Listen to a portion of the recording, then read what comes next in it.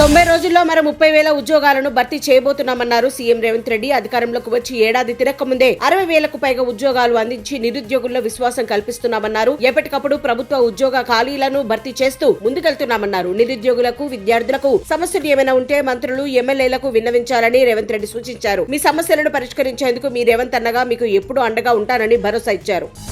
10 ఏళ్లలో KCR and party కక్కుర్తి వల్లే కాళేశ్వరం ప్రాజెక్టుకు 181,000 కోట్లు ఖర్చు అయ్యిందని నీటిపారుదల శాఖ మంత్రి ఉత్తమ్ కుమార్ రెడ్డి ఎద్దేవా చేశారు. అన్ని లక్షల కోట్లు ఖర్చు పెట్టినా నామమాత్రపు ఆయకట్టు మాత్రమే వచ్చిందన్నారు. కాళేశ్వరం ప్రాజెక్టును కేవలం పర్యాటక ప్రాంతంగా మార్చారన్నారు. కేసీఆర్ అవసరాల కోసమే ఈ ప్రాజెక్టును నిర్మించారన్నారు. వాళ్లే అప్పుడు ఇప్పుడు పోతున్నారు, వస్తున్నారని విమర్శించారు. మంత్రి జూపల్లి కృష్ణారావు కేసీఆర్ పై ఘాటు వ్యాఖ్యలు చేశారు. కేసీఆర్ ఎన్ని రోజులు అసెంబ్లీకి రాలేదని అంత గర్వమా అని ప్రశ్నించారు. తనకంటే వయసులో చిన్నవాడైన సీఎం రేవంత్ రెడ్డి ముందు కూర్చోటానికి చిన్న చూపా అని దుయ్యబట్టారు. 2023లో 2,90,000 కోట్లు ఖర్చు చేసినట్లు కేసీఆర్ ప్రజలకు చూపించారని, ఆదాయాన్ని ఎక్కువగా చూపించి ప్రజలను మోసం చేసినప్పుడు అది గ్యాస్ ట్రాష్ కాదా అని ప్రశ్నించారు. తెలంగాణ బడ్జెట్ లో 25% వ్యవసాయానికి ఖర్చు పెడితే 15% గత ప్రభుత్వం అప్పులు తీర్చడంలోనే సరిపోతుందని స్పష్టం చేశారు.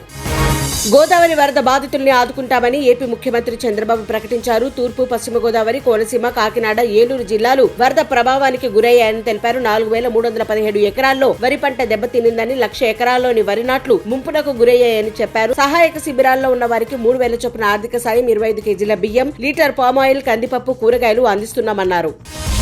తెలంగాణలో కరవు అన్న మాట వినపడకూడదని కేసీఆర్ కాళేశ్వరం ప్రాజెక్టు నిర్మించారని బీఆర్ఎస్ కార్యనిర్వాహక అధ్యక్షుడు కేటీఆర్ తెలిపారు. ఆయన పార్టీ నేతలతో కలిసి కన్నెపల్లి పంప్ హౌస్ ను పరిశీలించి మాట్లాడారు. కాళేశ్వరం ప్రాజెక్టు తెలంగాణకు కల్పతరు అన్నారు. కానీ ప్రస్తుతం పంటల సాగు కోసం నీరిచ్చే పరిస్థితి లేదని తెలిపారు. గతంలో నీటి సమస్య ఉందని రాష్ట్ర ప్రభుత్వం అసత్య ప్రచారం చేస్తోందని, కానీ గతంలో అలాంటి సమస్యే లేదని తెలిపారు.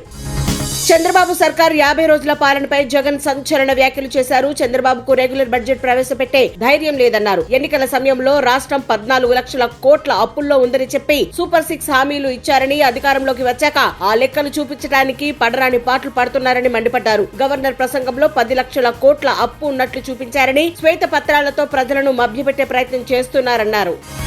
తప్పు చేసిన వారందరి పేర్లు రెడ్ బుక్ లో చేర్చి చట్ట ప్రకారం శిక్షిస్తామన్న మాటకు కట్టుబడి ఉన్నామని మంత్రి నారా లోకేష్ స్పష్టం చేశారు. రెడ్ బుక్ తెరవక ముందే జగన్ ఢిల్లీ వెళ్లి గగ్గోలు పెడుతున్నారని ఎద్దేవా చేశారు. మాజీ ప్రధాని పీవీకి భారత రత్నపై స్పందించమని జగన్ రెడ్డిని జాతీయ మీడియా కోరితే విజయసాయిరెడ్డి పేరు చెప్పి వెళ్లిపోయారని గుర్తు చేశారు. రెడ్ బుక్ విషయంలో మాత్రం జాతీయ మీడియాను బతిమాలి పిలిపించుకుని ప్రచారం కల్పించారన్నారు. అధికారంలో ఉన్న 5 ఏళ్లలో 2 ప్రెస్ మీట్లు పెట్టిన జగన్ 11 సీట్లు వచ్చిన నెలలోపే 5 ప్రెస్ మీట్లు పెట్టారని విమర్శించారు.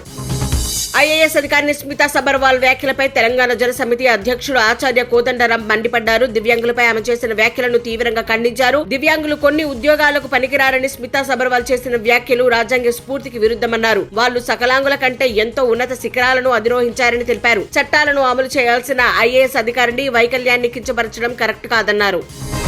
భారీ వర్షాలు, కొండ చర్యలు విరిగిపడటంతో ఉత్తరాఖండ్ లో 50 మంది యాత్రికులు చిక్కుకుపోయారు. మార్కండ నదిపై నిర్మించిన తాత్కాలిక చెక్క వంతెన భారీ వర్షాలకు కొట్టుకుపోయింది. ఈ నేపథ్యంలో యాత్రను నిలిపివేశారు. దీంతో దాదాపు 50 మంది యాత్రికులు, స్థానికులు 11,473 అడుగుల ఎత్తులో ఉన్న మద్మహేశ్వర ఆలయం సమీపంలోనే చిక్కుకుపోయారు. మహిళల ఆసియా కప్ లో భారత్ ఫైనల్ కు దూసుకెళ్లింది. బంగ్లాదేశ్ పై జరిగిన మొదటి సెమీఫైనల్లో భారత్ 10 వికెట్ల తేడాతో ఘన విజయం సాధించింది. మొదట బ్యాటింగ్ చేసిన బంగ్లాదేశ్ నిర్ణీత 20 ఓవర్లలో 8 వికెట్ల నష్టానికి 80 పరుగులు మాత్రమే చేయగలిగింది. స్వల్ప లక్ష్య ఛేదనలో భారత్ వికెట్ కోల్పోకుండా 11 ఓవర్లలో 83 పరుగులు చేసి గెలిచింది. ఇక రాత్రి జరిగే మరో సెమీస్ లో శ్రీలంక పాకిస్తాన్ తో తలపడుతోంది. ఈ మ్యాచ్ లో గెలిచిన జట్టు భారత్ తో ఫైనల్ ఆడుతుంది.